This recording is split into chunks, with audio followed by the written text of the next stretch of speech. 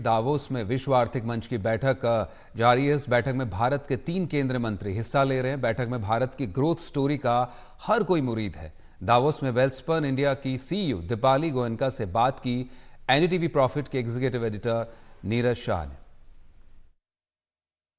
NDTV network के दर्शकों को मेरा नमस्कार। मेरा नाम नीरज शाह है। मैं एनडीटीवी प्रॉफिट का एग्जीक्यूटिव एडिटर हूं और इस वक्त हमारे साथ जुड़ रही हैं दावोस वर्ल्ड इकोनॉमिक फोरम के साइडलाइंस पे दीपाली गोयनका जी, वेल्सपन लिविंग की हेड हॉन्चो। दीपाली जी, हमारे साथ जुड़ने के लिए बहुत बहुत धन्यवाद। धन्यवाद। आई नो हिंदी थोड़ी टफ पड़ जाती है, बट हम लोग फिर भी कोशिश करते हैं आपसे जानने के लिए कि आपके हिसाब से यहाँ पे वेफ पे growth in a fragmented world कहा जाए तो ये माहौल ग्रोथ के लिए, इंडिया के लिए और इंडियन कंपनियों के लिए कैसा है? मैं ये बोलना चाहूँगी कि आई थिंक इंडिया के लिए इतना अच्छा मौका और इतनी अच्छी अपॉर्चुनिटी मैंने कभी नहीं देखी। बिकॉज इंडिया मैं कहना चाहूँगी बहुत बड़े आई थिंक फोकस में है यहाँ पर, बहुत positively, in the positive light. मतलब लोग प्रिडिक्ट कर रहे हैं कि 5 ट्रिलियन तो दूर की बात है, 10 ट्रिलियन की इकॉनमी के लिए इंडिया की बात हो रही है। और वो बहुत महत्वपूर्ण होता है इंडिया की स्कीम ऑफ थिंग्स के लिए। बिकॉज आई थिंक बहुत बड़ी अपॉर्चुनिटी है इंडिया के लिए। सो पिछला दशक अगर देखें, last decade was entirely about services के सर्विसेज का ग्रोथ हो रहा है, सर्विस एक्सपोर्ट्स हो रहे हैं। कहा जा रहा है कि ये डेकेड शायद मैन्युफैक्चरिंग का लेड हो। ये 10 ट्रिलियन की जो बात हो रही है उसमें भी क्या आप भी ये मानते हैं? और इसमें वेल्सपन ग्रुप का क्या रोल रह सकता है? आपने बिल्कुल सही कहा कि हमने पहले सर्विसेज की बात करी, पर अगर आप हिंदुस्तान को देखें 1.4 बिलियन पीपल की बात कर रहे हैं। अब वो कहाँ रहते हैं अगर हम देखेंगे, वो एंड उसमें से अगर हम एग्रीकल्चर को देखते हैं एंड मैन्युफैक्चरिंग को देखते हैं, सबसे ज़्यादा आई थिंक प्रतिशत जो कंट्रीब्यूशन आता है इकोनॉमी का, जीडीपी का, वो मैन्युफैक्चरिंग से आता है। और अगर हम हिंदुस्तान को अगर 10 ट्रिलियन डॉलर्स की जीडीपी की तरफ लेके जाना चाहते हैं तो ब्लू कॉलर एसोसिएट्स हैं जो वो उनको हम कैसे ग्रोथ देंगे अगर मैन्युफैक्चरिंग का एक हिस्सा अगर यहाँ पर नहीं होगा तो। सर्विसेज एक बहुत इंपॉर्टेंट एस्पेक्ट है, बहुत बड़ा ज़रिया है, बट आई थिंक मैन्युफैक्चरिंग के लिए अगर हमको पूरे हिंदुस्तान को साथ लेके जाना है तो इसके लिए हमको अपने ब्लू कॉलर्स को और जो एक जो बॉटम ऑफ द पिरामिड पे है उनके लिए एक बहुत बड़ा एक मौका मिल जाता है इनको आगे ले जाने के लिए। ओके, अब कहा जा रहा था लेट्स से अंटिल 2020 के 2 बड़े हेडविंड्स थे इंटरनल। एक गवर्नमेंट पॉलिसीज टेलविंड्स नहीं थी, हेडविंड्स थी, और लेबर लॉस टेलविंड्स नहीं थे, बहुत बड़े हेडविंड थे।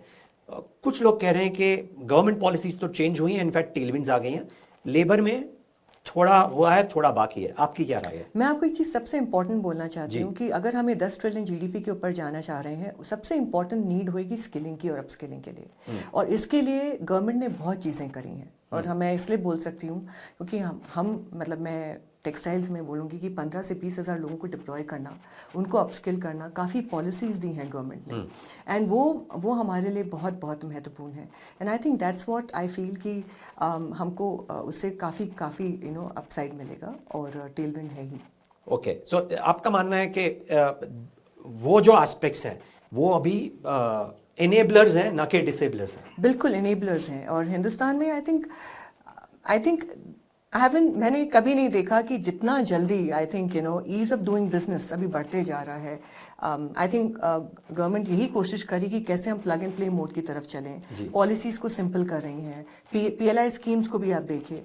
आई थिंक काफ़ी चीज़ें हैं जो कि हम देख रहे हैं कि हमको आगे लेके जा रही हैं। 2024 में आपके हिसाब से आप सबसे ज़्यादा किस चीज़ के बारे में राह देख रही हैं? काफ़ी लोग कहते हैं कि election outcome, but election outcome seems to be a foregone conclusion में भी। एटलीस्ट यहाँ पे जिनसे बात कर रहा हूँ सब लोग बोल रहे हैं कि इलेक्शन अभी भारत में it is not a worry for us in terms of policy continuity.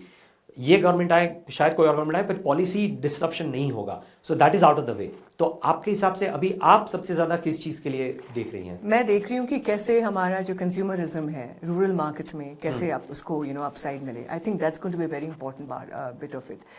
हमने ये देखा था लास्ट ईयर Q1 Q2 में, जैसे रूरल मार्केट, आपने FMCGs की भी रिपोर्ट्स देखी होंगी, रिजल्ट्स देखे होंगे, थोड़ा सा स्लो हो गया था। आई थिंक इससे जो मोमेंटम मिलेगा और जो वेव आएगी with the whole positivity that's going to come in, I think that's going to be so. I think the consumption, the demand, is going to be what मैं देखना चाहूँगी आगे। बट ये नेचुरल कर्व नहीं है, आपको लगता है कुछ पॉलिसी इनिशिएटिव्स लगेंगे इसको करने के लिए चेंज? मुझे लगता है कि वो हो भी रहे हैं। हो भी रहे हैं। और ये पॉजिटिविटी से मुझे लग रहा है कि पूरा अपसाइड आने वाला है। जी, आखिरी सवाल बजट को लेके, वोट ऑन अकाउंट है, यस, सो ये या जुलाई बजट को लेके कोई specific wish list?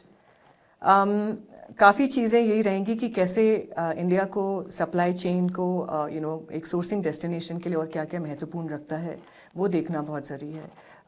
I think that could be a very important thing for me, and वही सबसे बड़ा मेरे लिए एक किस्सा रहेगा। दीपाली जी, आपकी कंपनी ने बहुत अच्छा करा है लास्ट 2-3 साल में, उम्मीद करते हैं इससे भी बेहतर हो आगे वाले दशक पे। हमारे साथ जुड़ने के लिए धन्यवाद। धन्यवाद, थैंक यू। एंड दर्शक हमारे साथ जुड़ने के लिए धन्यवाद।